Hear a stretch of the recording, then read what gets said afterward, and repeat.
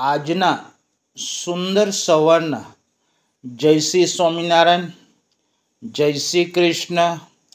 પરમ પૂજ્ય એવા મહંત સ્વામી મહારાજનો જય. દુઃખથી મુક્તિ પામો, આ સરળ રીત છે.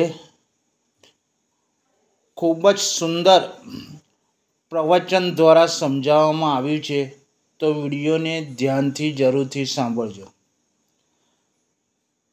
દરેક જીવનમાં દુઃખ તો આવે જ છે, પણ માણસના જીવનમાં દુઃખ એક એવું પાનું છે જે કોઈનું પણ જીવન પુસ્તક ખોલો તો ક્યાંક ચોક્કસ તમને દુઃખ મળશે.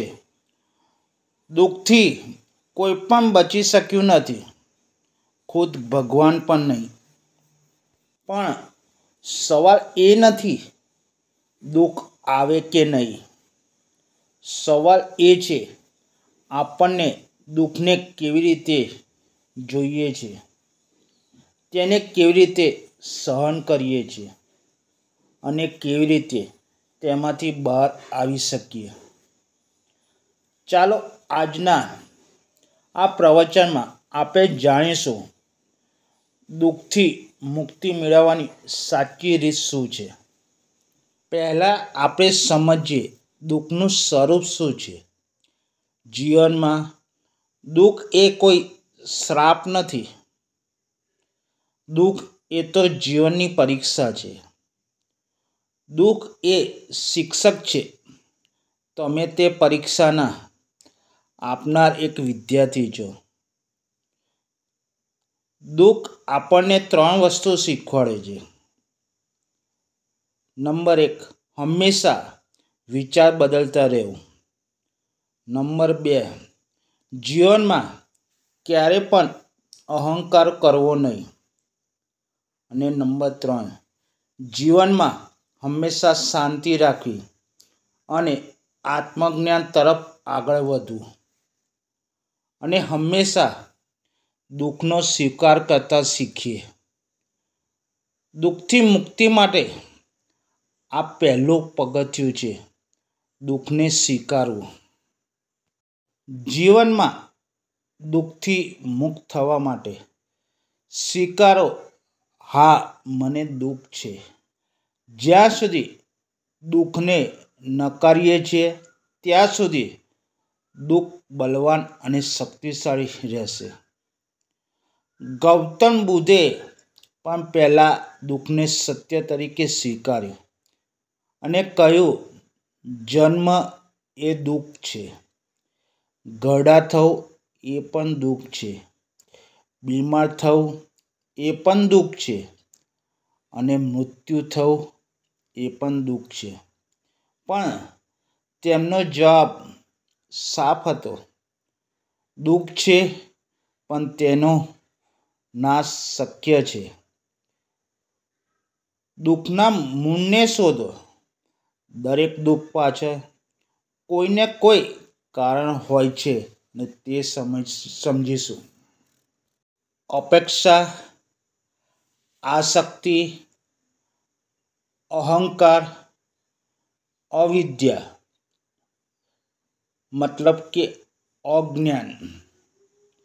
જીવનમાં જ્યાં અપેક્ષા હશે ત્યાં દુઃખ હોય જ, અને જ્યાં આસક્તિ હશે ત્યાં ગુમાવવાનો ડર રહેશે, અને જ્યાં અહંકાર હશે ત્યાં અપમાન થશે, ને જ્યાં અવિદ્યા અજ્ઞાન હશે ત્યાં ભ્રમ રહેશે.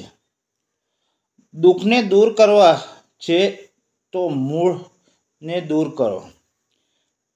જેમ ઝાડ કાપશો તો ફરી ઉગશે, પણ મૂળને ઉખાડી દેશો તો ક્યારે પણ ઉગશે નહીં. એટલા માટે જીવનમાં દૃષ્ટિકોણ બદલો. ઘટનાઓ ક્યારે પણ બદલી શકાતી નથી, પણ આપણી દૃષ્ટિ જે રીતે જુએ છે તે બદલવી શક્ય છે. જીવનમાં દુઃખ આવે ત્યારે પોતાને સવાલ કરો, શું આમાંથી કંઈ શીખી શકું છું? શું મારે આંતરિક શક્તિ અજમાવવાનો મોકો છે? આ વિચારથી દુઃખ પણ દ્રષ્ટિ સમાન થઈ જશે. જીવન પણ એક નહીં સામાન તરીકે છે. જ્યારે દુઃખનો પડાવ આવે ત્યારે ટકીને ઊભા રહો, મનને મજબૂત રાખીને. જીવન પણ નદી છે. નદીમાં ઘણું બધું વહેતું હોય છે, સુખ પણ અને દુઃખ પણ. પણ પથ્થરો વચ્ચે નદી વહેતી રહે છે. એ કદી પણ અટકાતી નથી. દુઃખ આવે તો વહેતા રહો અને આગળ વધતા રહો. જીવનમાં દુઃખથી મુક્ત થવાનો સૌથી મોટો સહારો આધ્યાત્મનો આધાર. જ્યારે મસ્તિષ્કમાં દુઃખ ગરકાવ થાય ત્યારે અંતરાત્મા માટે પ્રાર્થના, ભજન અને પ્રવચન એ એક શક્તિશાળી દવા છે. ભગવાન ઉપર શ્રદ્ધા રાખો. જીવનમાં જે થયું તે શ્રેષ્ઠ માટે થયું છે. જે થાય છે તે શ્રેષ્ઠ માટે જ છે અને જે થશે એ પણ શ્રેષ્ઠ જ થશે. જીવનમાં ક્યારેય પણ ભૂલશો નહીં, દુઃખ એ તમારો અંત નથી, એ તો તમારું પવિત્ર પરીક્ષણ છે. એટલે મને એક વાત યાદ આવે છે. જ્યારે સીતાજી લંકામાં હતા ત્યારે રામ ભગવાન દુઃખી હતા, પણ હનુમાનજી વિચલિત ન થયા.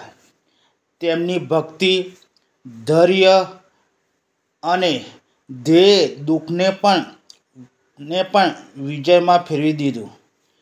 જ્યારે મન ભક્તિમાં સ્થિર થાય ત્યારે દુઃખનો નાશ થવા લાગે છે. જય શ્રી સ્વામિનારાયણ.